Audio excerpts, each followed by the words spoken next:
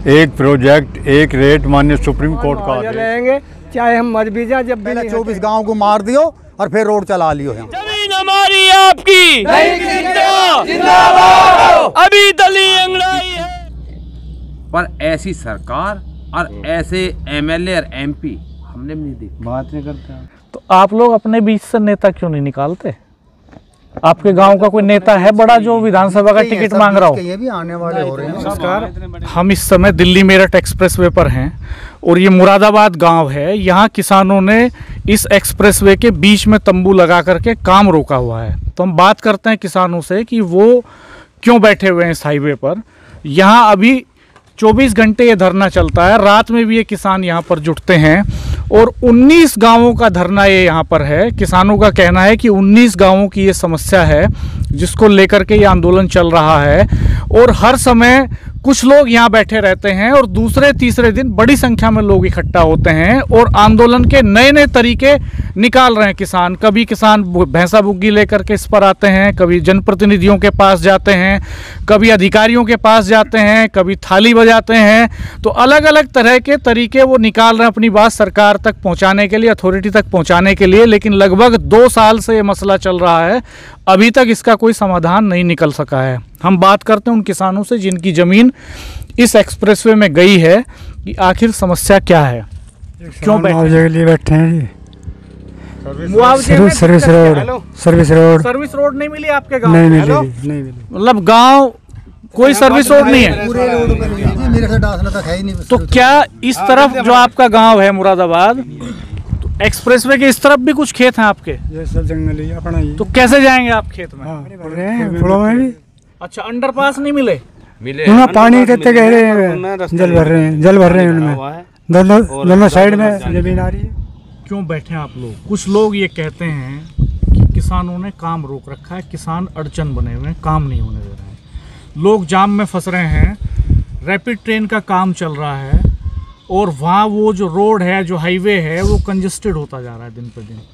और दिसंबर 2020 तक की डेडलाइन इस एक्सप्रेसवे की, अगर ये नहीं बना तो आप सोचिए कितने लाख लोग रोजाना जाम में फंसेंगे। देखो, ऐसा कुछ लोग कहते हैं, आपका क्या कहना है? उसमें तो आप हो रोड पे या मैं हूँ, सभी के लिए एक जैसा है, पर हमारी अपनी समस्याएं हैं। जो हमारी ज़मीन हमसे हमेशा के लिए जा रही है, उसका रेट हमें सही नहीं मिल रहा, उसकी अड़चन है। एक ही गांव में 3-3 रेट हैं।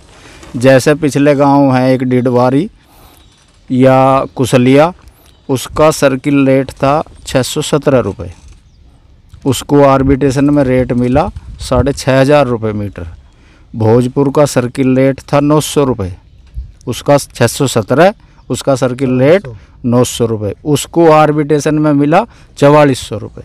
तो इसमें एक ही गांव में 3-3 रेट हुए वहीं, किसी को 6900 भी मिला, किसी को 4400 भी मिला, किसी को 4500। आपका कहना ये है कि जब एक गांव में सर्किल रेट एक है, हाँ, तो सबको मुआवजा भी समान? बिल्कुल बिल्कुल बिल्कुल सही बात है। अच्छा, एक बात अभी कह रहे थे प्रधान जी कि डासना को 8500 मिला और आपके यहाँ कम मिला जी, तो क्या ये भी कोई सवाल है? हाँ, जो ये शहरों के करीब गांव हैं उनके सर्किल रेट तो पहले से ज्यादा है जी, और प्रोविजन ये है कि सर्किल रेट का 4 गुना मिलेगा। वो 4 गुना ही है ना? उस दायरे से हम बाहर हैं। वो कानून हमसे बाद में लागू हुआ, हमारा जो आर्बिट्रेशन ये हुए ये उससे पहले हो चुके। आपकी लैंड एक्विजिशन की प्रक्रिया उस कानून के बनने से पहले शुरू हो गई? बिल्कुल बिल्कुल। कब बनाया वो कानून?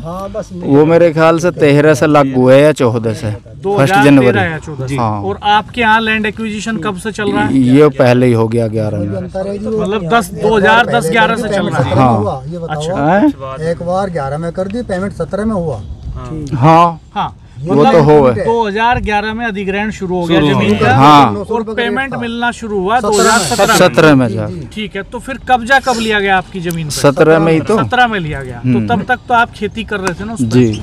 उसके बाद आपसे जो है कब्जा ले लिया और हाँ, फिर जो है मुआवजा देना शुरू कर दिया। जी जी। तो मूल समस्या ये है कि मुआवजे में असमानता की। तो ये इस असमानता की वजह आप क्या मानते हैं, क्यों है असमानता? इसमें कोई घपला हुआ है? हाँ, घपला। इसमें कोई इंटरेस्ट पर्सनल अधिकारियों का है? घपला तो जग जा ही रहे इसमें, वो तो सभी के सामने है, पेपरों में भी निकल चुका, सारे काम हो चुके। अधिकारियों ने जहाँ जमीन खरीदी मक्के रेट उन्होंने ज़्यादा रखे और वैसे लोगों के अधिकारियों ने कम भी करें। जमीन खरीदी थी? हाँ जी खरीदी है। अच्छा, ये मामला कैसे सामने आया कि अधिकारियों ने खरीदी है? ये तो पेपरों में, न्यूज में, सभी जगह, अखबारों में, टीवी पे। यानी जब ये प्लान बना कि यहाँ से एक्सप्रेसवे निकल रहा है, हाँ, तो कुछ हाँ, अधिकारियों ने पहले ही जमीन खरीद जमीन ली। खरीदे कुछ किसान को धमका कर डर के अरुण के तक सब काम कि तुम्हारी जमीन सस्ते में चली जाएगी, इस तरह कह के वो पहले ही खरीद चुके थे और मक्के जो उन्होंने मनमाने तरीके से अपने सही पैसे भी ले लिए, दूसरी जगह के नहीं। ये बता रहे थे प्रधान जी की सर्विस रोड का क्या मसला है? सर्विस रोड भी हमारी शुरू से ही ये मांग रही है कि इस पर सर्विस रोड होनी चाहिए, और वो हमसे हाँ ही हाँ करते रहे, आज तक कहीं भी उस पर कोई जनप्रतिनिधि आपके इस धरने पर अभी तक आए 2 साल के अंदर? कार्य तो आते रहे, एसडीएम वगैरह, एसडीएम भी, एडीएम भी। आप गए हैं कभी बहुत जनप्रतिनिधियों के पास? बहुत जाते रहे। जनप्रतिनिधियों के पास आप जाते हैं, वो नहीं आते? वो भी बीच बीच में मोदीनगर जैसे मिल लिए, हाँ। यहाँ कभी नहीं आए वो। आपके गांव में कब आए थे आखिरी बार विधायक और सांसद? आपके तो आई ना जब से चुनाव हुआ, विधानसभा चुनाव के बाद विधायक जी कभी गांव कोई आए नहीं आया जी, आपके? कोई नहीं आया। और सांसद जी आए हूँ? नहीं सांसद जी नहीं आए, कोई नहीं आया। विधायक जी एक बार आए थे शायद। लोकसभा चुनाव कब हुए थे? 2019 में। 2019 में। तो 19 से अब तक नहीं आए? नहीं आए जी। और विधानसभा चुनाव कब हुए थे? 2017 में। तो 17 से अब तक विधायक जी भी नहीं आए? नहीं, एक आध बार आ जाते हैं जैसे, पर धरने पे तो नहीं, धरने पे नहीं आए। धरने पे तो वो कभी पूछते नहीं, जैसे आपकी बात चलती रहती है तो विधायक जी कभी फोन करके पूछते वो नहीं है कहते किसी बात से चल क्या रही है, चल तुम्हारा रहा है? सोल्यूशन हो जाएगा, प्रयास कर रहे हैं आपका, हो जाएगा, ये बोलते हैं। समाधान हो जी जाएगा। हाँ जी। तो आप लोगों को क्या लगता है, आश्वासन नहीं मिल रहा अभी तक, तो कुछ है कोई ठोस प्रयास? नहीं, कोई ठोस प्रयास नहीं। ये भी करते हैं आपका पॉजिटिव चल रहा है, आपका हो जाएगा, करा देंगे। कल भी एजेंट साहब बोले थे, पर वो भी आज ट्रांसफर हो गए। 14 महीने में यहाँ पे धरना देते होली हमारी कोई सुनवाई किस तरीके नहीं हो रही है। अब 14 महीने तो वेट करा इन लोगों ने। अब हम किसानों ने आज मीटिंग होगी, यहाँ पे सलाह करेंगे, 1 हफ्ते का टाइम इन लोगों को दिया जाएगा। शासन प्रशासन को 1 हफ्ते का टाइम है, इसके बाद में टाइम है हमारा। इन 24 गांव के भैंसा बुग्गी पशु टोटल रोड पर आ जाएंगे, चुल्ले रोड पे चलेंगे, काम तो आप भी बंद हो जाएगा इनका, हमारे बिना कराए। जब सारे गांव 24 गांव रोड पर आ जाएंगे अपने गांव के सामने, ये आप ही यूँ कहोगे हमारा काम आप चलवाओ, काम आप कराओगे।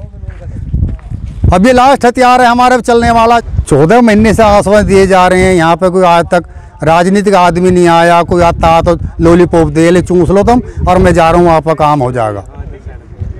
कल ही एडीएम साहब आए थे, न्यू आ जाओ 1 हफ्ता, आप कल मीटिंग कराएंगे, उनका भी ट्रांसफ़र हो गया, वे भी चले गए। अरे एडीएम क्या करें जब एडीएम तक आके फेल होकर चले गए यहाँ, एडीएम क्या करेंगे? बात क्या होगा हमारी समिति तय करेगी। आज हमारी समिति निर्णय लेगी, आज बहुत ठोस कदम उठाया जाएगा। आज 1 हफ्ते बाद क्या होगा ये तो समय ही बताओगा, लेकिन सब पशु और बुग्गी भैंसे रोड पर होंगे। 1 हफ्ते के अंदर अंदर ये काम होने जा रहा है। फिर देखेंगे शासन प्रशासन किसकी चलेगी। चलिए गोली किस पे चलाओगे? पहले 24 गाँव को मार दियो और फिर रोड चला लियो। यहाँ एक प्रोजेक्ट एक रेट माननीय सुप्रीम कोर्ट का आदेश है, और एक प्रोजेक्ट पे एक रेट होना चाहिए। और यहाँ एक एक गांव में 2-2, 3-3 रेट, एक डोड़ा बदल जाए, दूसरे गांव का कुछ, तीसरे गांव का कुछ। अब हमने आर पार की लड़ाई का ऐलान, कोर्ट सबसे बड़ी अदालत है, जब वो कह रही है अतः सरकार क्या है, उसके आगे कोई सरकार कुछ नहीं है। किसान एकता जिंदाबाद, किसान एकता जिंदाबाद, किसान एकता जिंदाबाद। हमारी मांगे पूरी करो, हमारी मांगे पूरी करो, हमारी मांगे पूरी करो। अभी दली अंगड़ाई है, अभी दली अंगड़ाई है।